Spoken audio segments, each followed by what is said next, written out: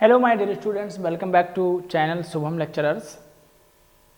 और आज हम आपको पढ़ाने वाले हैं या फिर पढ़ने वाले हैं हैलोएरेन और हैलोएल्किन के अंतर्गत हमारा एक सबसे महत्वपूर्ण टॉपिक चल रहा है जिसका नाम है बहु हैलोजन यौगिक। ऐसे यौगिक जिनमें हैलोजन परमाणुओं की संख्या एक से अधिक हो उन्हें बहु हैलोजन यौगिक कहा जाता है। आइए देखते हैं वे यौगिक क्या हैं जिन्हें बहु हैलोजन यौगिक कहा जाता है, और उनमें से हम कुछ महत्वपूर्ण यौगिकों के नामों को पढ़ चुके हैं या उनके बारे में उनका विस्तृत अध्ययन कर चुके हैं।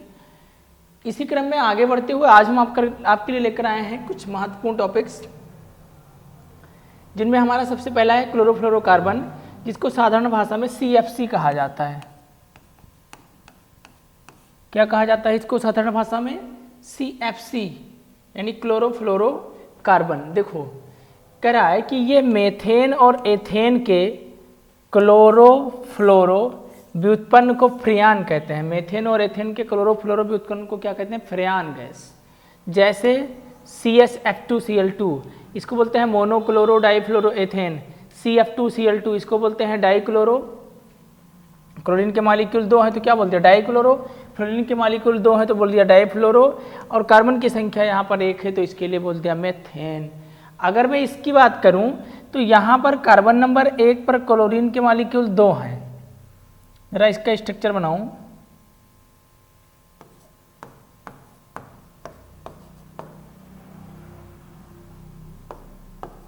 ये तो हाइड्रोजन लग गया ये वाला, और ये क्या लग गए? दोनों फ्लोरीन के मालिक्यूल।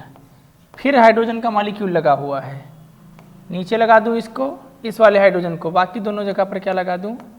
क्लोरीन। अब मैं इसका अगर नामकरण करना चाहूं तो किस तरीके से नामकरण करूंगा? कार्बन नंबर 1 पर कितने क्लोरीन लगे हुए हैं? 2, तो मैंने लिख दिया 1,1। 2 के लिए क्या लिखता हूँ? डाई। Cl के लिए क्या लिखूंगा? क्लोरो। कार्बन नंबर 1 है और ये कार्बन नंबर 2, 2 पर 2 फ्लोरीन लगे हुए हैं तो क्या लिखूंगा? 2,2 डाई फ्लोरो। 2,2 डाई फ्लोरो। अब बताओ कार्बन की संख्या 2 है तो 2 कार्बन की संख्या हो तो हम उसको क्या लिखते हैं? एथेन। नाम इसका क्या हो गया? 1,1 डाइक्लोरो, 2,2 डाइफ्लोरो एथेन। तो इन सभी को मेथेन और एथेन का व्युत्पन्न माना जाता है, जिसमें सबसे महत्वपूर्ण हमारा फ्रेयान है। क्लोरोफ्लोरोकार्बन्स में बात करूं तो CFC। तो इसी क्रम में आगे बढ़ते हैं और थोड़ी और चर्चा करेंगे आपके साथ। फ्रेयान का नामकरण कैसे करते हैं? देखो इन्हें क्या लिखा जाता है? फ्रेयान को CBA। अब C क्यों लिखा जाता है ये देखिए, क्या लिखा जाता है? CB और A। C लिखा जाता है कार्बन की संख्या के लिए। किसकी संख्या के लिए? कार्बन की संख्या के लिए। और ये जनरली B वाला लिखा जाता है हाइड्रोजन की संख्या के लिए।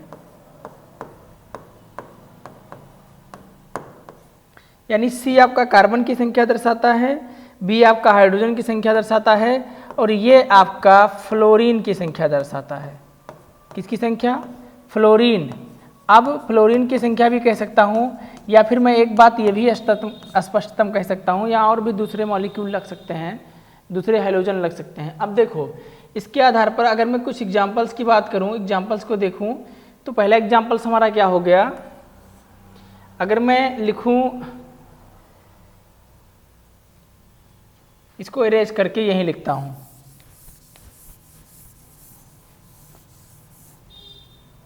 एग्जाम्पल्स देखो आप। एग्जाम्पल्स में हमारा जो सबसे पहला एग्जाम्पल है CHCl3, या फिर इसको बोलते हैं CFCl3। ये जो CFCl3 है इसको बोलते हैं फ्रियान 11। क्या बोलते हैं?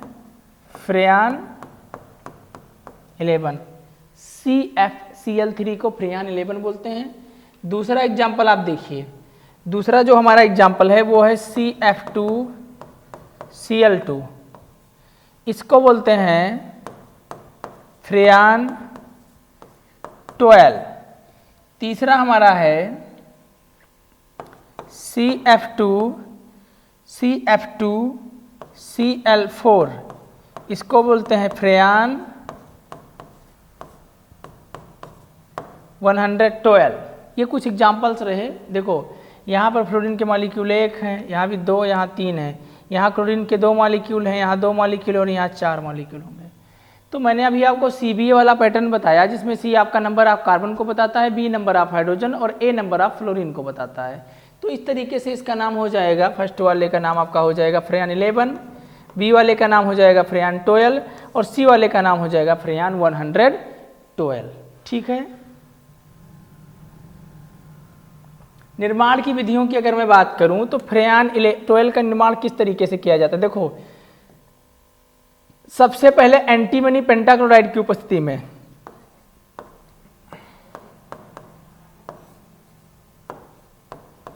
ये उत्प्रेरक है और इस उत्प्रेरक की उपस्थिति में अब क्रिया होगी, तो सबसे पहले मैंने क्या लिख दिया, एंटीमनी पेंटाक्लोराइड। अब मैं दूसरा क्या लेने वाला हूं, ट्राईफ्लोरोफ्लोराइड के साथ कार्बन टेट्राक्लोराइड की अब क्रिया से फ्रेयान या फ्रेयान 12 का निर्माण होगा। किसका, CCl4, कितने मॉलिक्यूल ले लिया हमने, 3, और ये 3 मॉलिक्यूल किसके हो गए, कार्बन टेट्राक्लोराइड के। दूसरा मैं SbF5 यानी टिन फ्लोराइड लूंगा और इसके मॉलिक्यूल कितने होंगे, 2। अब देखो रिएक्शन किसके प्रेजेंस में, अब क्रिया किसके प्रेजेंस में हो रही है, ये आपका क्या है, कार्बन टेट्राक्लोराइड, ये क्या है, कार्बन टेट्राक्लोराइड, ये कार्बन टेट्राक्लोराइड, और ये आपका दूसरा वाला जो है इसको बोलते हैं एंटीमनी पेंटाफ्लोराइड। क्या बोलेंगे इसको, एंटीमनी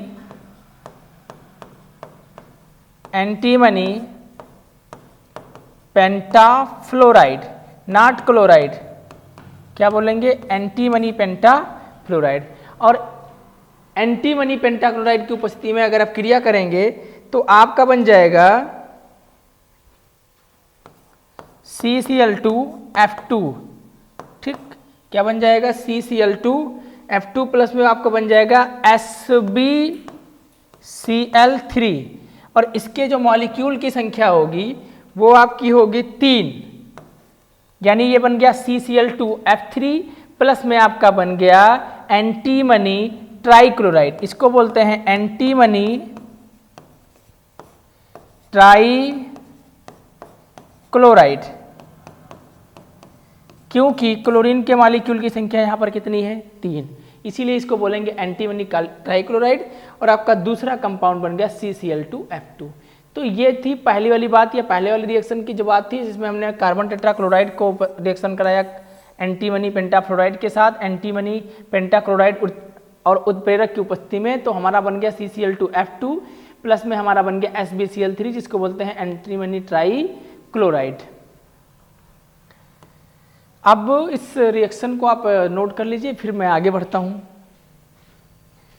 अगला रिएक्शन है एंटीमनी पेंटाफ्लोराइड की उपस्थिति में हाइड्रोक्लोरिक अम्ल। एंटीमनी पेंटाफ्लोराइड की उपस्थिति में, एंटीमनी पेंटाफ्लोराइड की उपस्थिति में, किसकी उपस्थिति में, देखो साफ साफ कह रहा है एंटीमनी पेंटाफ्लोराइड की उपस्थिति में हाइड्रोफ्लोरिक अम्ल, कौन सा अम्ल रिएक्शन करेगा, हाइड्रोफ्लोरिक अम्ल, जिसको मैं HF लिखता हूं, HF, क्या बोलते हैं इसको, हाइड्रोफ्लोरिक अम्ल। और किसका रिएक्शन होगा, CCl4। इस CCl को फिर हम नाम अगर इसका लिखूं तो इसके तो वही हमारा कार्बन टेट्राक्लोराइड, क्या है ये, कार्बन टेट्राक्लोराइड, और ये हमारा क्या है, हाइड्रोफ्लोरिक एसिड।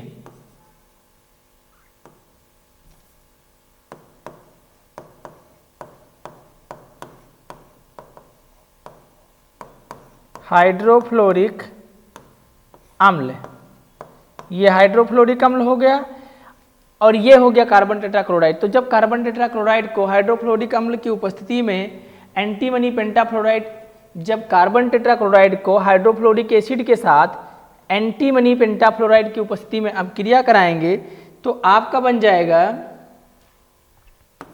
CCl2F2। क्या बनेगा, CCl2F2 प्लस में 2 मॉलिक्यूल आपके किसके बन जाएंगे, हाइड्रोक्लोरिक एसिड। ये हमारा क्या है, हाइड्रोक्लोरिक अम्ल। कौन सा अम्ल है, हाइड्रोक्लोरिक अम्ल, और ये आपका बन गया CCl2F2।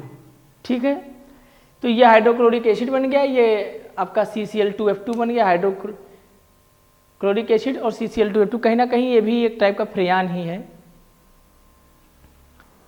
नेक्स्ट अगर देखूं तो क्या है, भौतिक गुण। देखो भौतिक गुण की बात अगर मैं करूं तो ये अज्वलनशील, मतलब जलनशील नहीं है, जलते नहीं, माचिस लगाने पर, या फिर ये ज्वलनशील पदार्थ नहीं है जिसमें विद्युत नहीं लग सकता। देखो ये रंगहीन तथा अविषैले, रंग ना तो कोई रंग है और ना तो इनमें विष पाया जाता है, कम क्वथनांक के द्रव हैं, इसका क्वथनांक बहुत ही कम होता है। दूसरा, ये 550 डिग्री सेल्सियस तक अस्थायी होते हैं। इनमें सबसे जो उपयोगी है वह महत्वपूर्ण व्युत्पन्न है क्लोरोफ्लोरो का, वह है CFCl, जो सामान्य रूप से फ्रेयान या फ्रेयान टोयल के नाम से जाना जाता है। प्रशीतक के रूप में इसका इस्तेमाल किया जाता है। ठीक है, रासायनिक गुणधर्म। सामान्य परिस्थितियों में फ्रेयान एक गैस है, यह आसानी से द्रवित हो जाती है तथा रासायनिक रूप से अक्रिय है। रासायनिक रूप से क्या है, अक्रिय। फ्रेयान की सबसे महत्वपूर्ण अपक्रिया कार्बन क्लोरीन आबंध के प्रकाश प्रेरित विदलन है। इस विदलन के फलस्वरूप ओजोन परत का क्षय हो जाता है।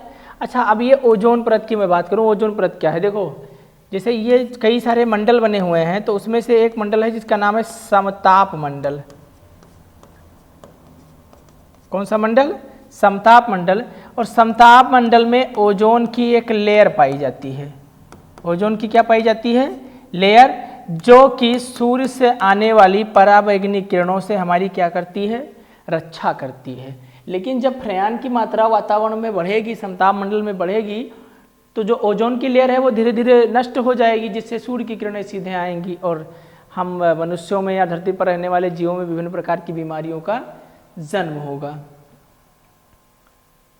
अब सबसे पहला पॉइंट क्या है, समताप मंडल में क्लोरोफ्लोरोकार्बन पराबैंगनी किरणों द्वारा अपघटित होकर क्लोरीन मुक्त मूलक का निर्माण करती है। देखो बनाओ में मुक्त मूलक, जैसे इसको बोलते हैं क्लोरोफ्लोरोकार्बन, क्लोरोफ्लोरोकार्बन। ठीक, क्या नाम इसका, क्लोरोफ्लोरोकार्बन। यूबी, पराबैंगनी किरणों को मैं सिर्फ यूबी लिख रहा हूँ, ये क्लोरोफ्लोरोकार्बन है, क्लोरोफ्लोरोकार्बन, और ये क्या है, पराबैंगनी किरणें। अब पराबैंगनी किरणों में इनका अपघटन होगा और अपघटन के बाद आपका क्या बनेगा, क्लोरीन मुक्त मूलक। इसको क्या कहते हैं, मुक्त मूलक। क्या बोलते हैं इसको, मुक्त मूलक, फ्री रेडिकल, मुक्त मूलक या फिर फ्री रेडिकल। और इसके साथ साथ एक और हमारी चीज बनेगी CF2Cl2, ये भी मुक्त मूलक ही होगा। ठीक है, तो जब आप देखेंगे समताप मंडल में जो क्लोरोफ्लोरोकार्बन है वो जब जाएगी तो पराबैंगनी किरणों की उपस्थिति में क्लोरीन मुक्त मूलक तथा CF2Cl2 में वियोजित हो जाएगी। अगला रिएक्शन वगैरह देखूं, क्लोरीन मुक्त मूलक ओजोन से क्रिया करके जो क्लोरीन का मुक्त मूलक बना था वो किसके साथ में रिएक्शन करेगा, ओजोन के साथ। और जब क्लोरीन मुक्त मूलक ओजोन के साथ रिएक्शन करेगा तो ये आपका बनाएगा ऑक्सीजन। क्या क्रिएट करेगा, ऑक्सीजन क्रिएट करेगा। जो ऑक्सीजन के मॉलिक्यूल उत्पन्न होंगे जब क्लोरीन मुक्त मूलक ऑक्सीजन के साथ रिएक्ट करेगा, क्लोरीन मुक्त मूलक ओजोन के साथ रिएक्ट करेगा, इसको बोलते हैं ओजोन। तो जब क्लोरीन का मुक्त मूलक ओजोन के साथ में रिएक्ट करेगा तो आपका ऑक्सीजन मुक्त होगा। क्या मुक्त होगा, ऑक्सीजन मुक्त होगा। यही कहने का मतलब ये है। इसी तरीके से जब क्लोरीन मुक्त मूलक बना फिर वो ओजोन लेयर से मतलब रिएक्ट करेगा, तो रिएक्ट करने के बाद जो ओजोन लेयर है वो ऑक्सीजन में टूटेगी, और अगर ऑक्सीजन में टूटेगी तो लेयर धीरे धीरे डिस्ट्रॉय होगी। अगर डिस्ट्रॉय होगी तो सूर्य की किरणें सीधे पृथ्वी पर आएंगी, जिससे हम लोगों का रहना यहाँ पर दूभर हो जाएगा, मतलब मैं कह सकता हूँ बहुत ही मुश्किल भरा होगा। अब अगला है क्लोरीन मोनोऑक्साइड। क्लोरीन मोनोऑक्साइड यानी ClO, यहाँ जो बना इसको बोलते हैं क्लोरीन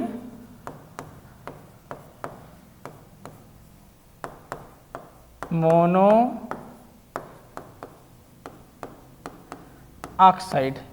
क्या बोलते हैं इसको? Chlorine monoxide. अब क्लोरीन मोनोऑक्साइड क्या होगा? रिएक्ट करेगा जब ऑक्सीजन के अणु, अब इसको बोलते हैं नवजात ऑक्सीजन। कौन सा ऑक्सीजन बोलेंगे? नवजात ऑक्सीजन, न्यूली बॉर्न है। इसको तो आप जानते हैं क्लोरीन मुक्त मूलक बोलते हैं, इसको लिखने की कोई ज़रूरत नहीं है। जब इसके साथ में रिएक्शन होगा तो आपका क्या बन जाएगा? आपका बन जाएगा क्लोरीन मुक्त मूलक, प्लस में ये दोनों ऑक्सीजन के मॉलिक्यूल आपस में जुड़कर क्या बना लेंगे? ऑक्सीजन। क्या बना लेंगे? ऑक्सीजन। दोनों मॉलिक्यूल ने आपस में मुड़कर क्या बना लिया? ऑक्सीजन। क्लोरीन मुक्त मूलक और ऑक्सीजन बन गया। ठीक है।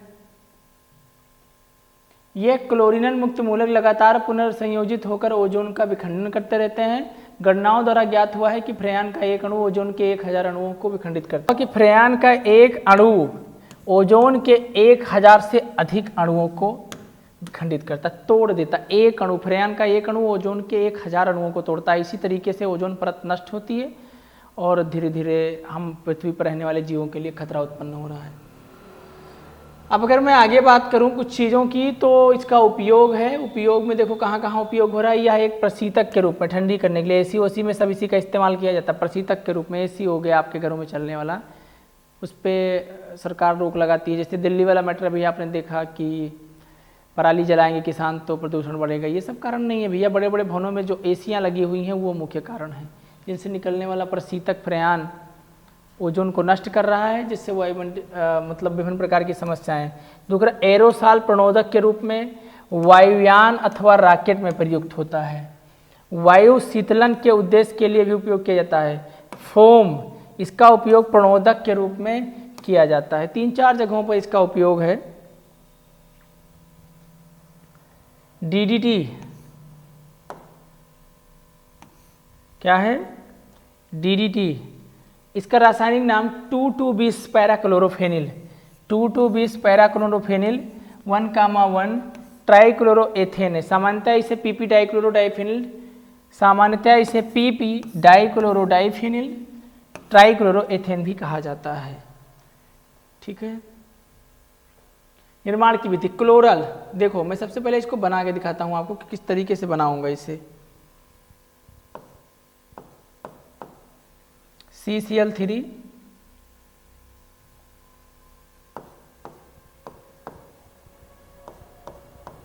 इसको कहते हैं क्लोरल।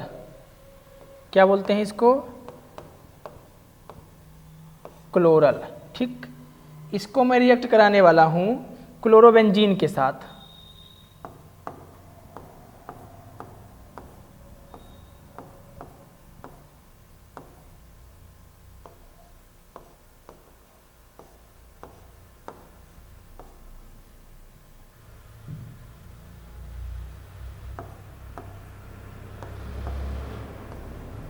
ये क्या है? क्लोरल। और ये क्या है? क्लोरो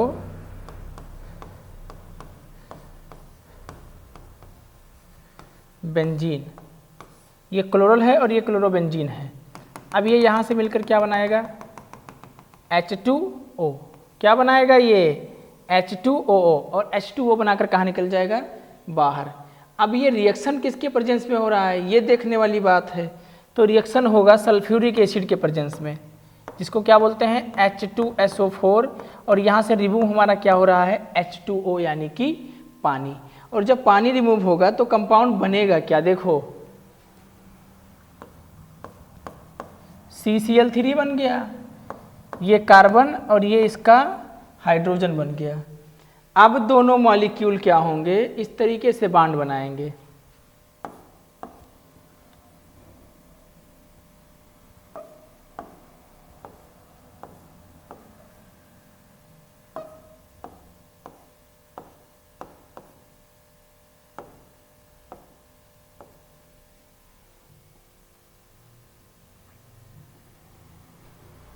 ये रहे इसके दोनों के क्लोरीन मॉलिक्यूल और ये रहा इसके बीच का बॉन्ड। ठीक। अब ये जो कंपाउंड बना इसी को बोलते हैं DDT। क्या बोलते हैं? DDT, जिसको मैं डाइक्लोरोडाइफेनिल ट्राइक्लोरोएथेन भी बोल सकते हैं। देखो कह रहा है क्लोरल को, ये क्लोरल हो गया, 1 मोल की क्रिया सांद्र सल्फ्यूरिक अम्ल या जिंक क्लोराइड की उपस्थिति में क्लोरोबेंजीन के 2 मोल, कितने मोल लिए क्लोरोबेंजीन के, 1 मोल लिए और 1 मोल लिए तो 2 मोल हो गया। 2 मोल से कराने पर क्या प्राप्त होता है आपका DDT, जो कि आपके सामने बन चुका है या आप देख ही पा रहे हैं एकदम आसानी से। फिर बढ़ूँ मैं आगे की तरफ। DDT के गुण व उपयोग, देखो अगर गुण और उपयोग की बात करें, यह एक श्वेत सफेद कलर का क्रिस्टलीय ठोस है। श्वेत कलर का किस प्रकार का ठोस है, क्रिस्टलीय, जिसका गलनांक 382 केल्विन होता है। DDT जल में घुलनशील नहीं है, मतलब यह पानी में डिजॉल्व नहीं होता, पानी में नहीं घुलता, और विलायकों में हो सकता है घुल जाए, लेकिन ध्रुवीय विलायकों में घुलनशील होता है। ध्रुवीय विलायक मतलब पोलर सॉल्वेंट, पानी में नहीं घुलेगा और बेंजीन हो गया, नेफ्थलीन, इन सब चीज़ों में घुल जाएगा। DDT का उपयोग संपर्क कीटनाशक के समान किया जाता है। सस्ता एवं शक्तिशाली होने के कारण मक्खी, मच्छर, कीड़े मकोड़े, कृषि पीड़कों, खेतों में विभिन्न प्रकार के रोगों के विनाश के लिए, विभिन्न प्रकार के कीड़ों के विनाश के लिए, जिनसे हमारी फसल को खतरा रहता है, उनको नष्ट करने के लिए DDT का उपयोग किया जाता है। यह गन्ने तथा पशुचारा के फसलों के लिए कई देशों में कीटनाशक के रूप में उपयोग किया जाता है। DDT का अजैव न्यूनीकरण प्रकृति के कारण इसका उपयोग विभिन्न देशों में प्रतिबंध। अजैव न्यूनीकरण का मतलब क्या हो गया, नॉट बायोडिग्रेडेबल। विभिन्न देशों ने प्रतिबंध लगा दिया। संयुक्त राज्य अमेरिका ने 1973 में ही DDT पर प्रतिबंध लगा दिया था, तक क्या कोई भी व्यक्ति DDT का यूज नहीं कर सकता, क्योंकि ये अजैव न्यूनीकरण है, यह लौह के द्वारा विघटित हो जाता है। लोहे के रिएक्शन कराएंगे तो विघटित हो जाएगा, इसे लौह के पात्रों में नहीं रखा जा सकता, क्योंकि लोहे में रखने से इसका क्या हो जाता है, विघटन, इसे लोहे के पात्रों में रखना संभव नहीं है। DDT के दुष्प्रभाव, यह जैव अपघट्य नहीं है, मतलब बायोडिग्रेडेबल नहीं है, स्वतः नष्ट होने की कैपेसिटी नहीं है, बायोडिग्रेडेबल नहीं है, इसके अवशेष वातावरण में रहते हैं, इसका लंबा प्रभाव बहुत घातक होता है या जीवित प्राणियों के लिए अत्यधिक विषैला होता है। इसके कारण कई पश्चिमी देशों में इसका उपयोग बंद कर दिया गया।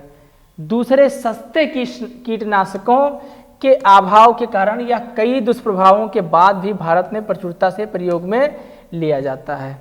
ठीक है। बेंजीन हेक्साक्लोराइड, यह एक महत्वपूर्ण कीटनाशी के लिए इसका भी इस्तेमाल खेतों में गांधी पक लगता है ना, अभी आपने देखा होगा धानों की फसल लगी हुई, इस समय जब उसकी फसल पकने के कगार पर आएगी तो उसमें गांधी नाम का एक कीड़ा लग जाता है, उसके नष्ट करने के लिए इसका भी बेंजीन हेक्साक्लोराइड को उड़ाते हैं इस तरीके से, तो कीटनाशियों के रूप में इसका उपयोग किया जाता है। इसका व्यापारिक नाम गैमेक्सिन है। गैमेक्सिन तो सबने सुना होगा ना, बिल्कुल अपने घरों के आसपास बहुत सारा बदबू आता है इससे। लिंडेन, इसका अणुसूत्र CHCl है, इसे 666 नाम से भी जाना जाता है। इसका UPSC नाम 1 2 3 4 5 6 हेक्साक्लोरोसाइक्लोहेक्सेन है। 1 2 3 4 5 6 हेक्साक्लोरोसाइक्लोहेक्सेन है। बना के दिखा देता हूँ आपको मैं, आगे देख लो कोई पेज तो नहीं है, फिर बना के दिखाऊँ। हाँ, निर्माण की विधि, सूर्य के प्रकाश की उपस्थिति में बेंजीन का क्लोरीन से अपक्रिया कराने पर BHC प्राप्त होता है। DDT की अपेक्षा यह अधिक प्रभावशाली तथा गंध रहित होने के कारण प्रभावशाली है, और उसके साथ साथ क्या है,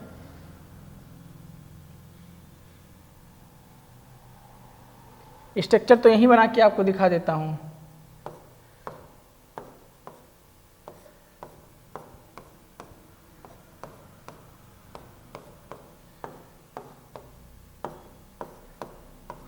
ये इसी को बोलते हैं BHC, यानी बेंजीन हेक्साक्लोराइड या गैमेक्सिन। 1 2 3 4 5 1 2 3 4 5 6, तो 1 2 3 4 5 6 हेक्साक्लोरो, 6 क्लोरीन लगे हुए हैं, 1 2 3 4 5 और एक 6 क्लोरीन के कारण हेक्साक्लोरो। साइक्लोहेक्सेन तो इस संरचना को बोलेंगे ही। ठीक है, बना के दिखाता हूं मैं आपको। इसको प्राप्त करने के लिए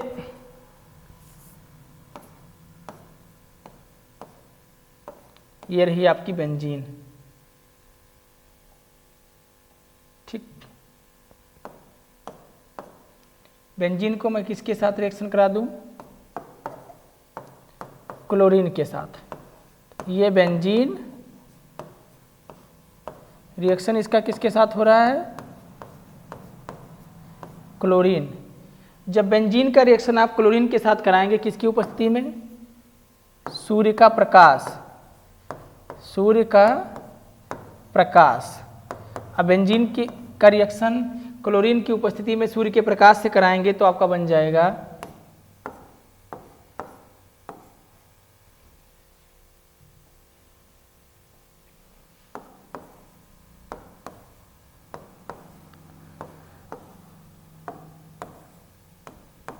इसी को बोलते हैं benzene hexachloride BHC। Benzene hexachloride यानी इसको क्या बोलते हैं BHC। 6 मॉलिक्यूल हाइड्रोजन के हैं, ये 6 पोजीशन पर लग जाएंगे और 6 हाइड्रोजन 3s2 के रूप में कहाँ निकल जाएंगे बाहर। DDT की अपेक्षा यह अधिक प्रभावशाली तथा गंधरहित होने के कारण इसे DDT से श्रेष्ठ माना जाता है। ठीक है। उपयोग, इसका उपयोग सफेद चींटी, लीफ होपर, टर्माइट मतलब दीमक, टर्माइट का मतलब क्या होता है दीमक आदि को नाश करने में होता है। कीटनाशक के रूप में इनका उपयोग किया जाता है। तो आई होप आज का लेक्चर यही समाप्त होता है और मुझे लगता है ये क्लोरो हैलोअल्केन और हैलोरिन का आखिरी टॉपिक था, तो लेसन हमारा समाप्त हुआ। मिलेंगे नई ऊर्जा और नई उम्मीद के साथ नेक्स्ट वीडियो में, तब तक बने रहिएगा हमारे साथ। सभी को जय हिंद।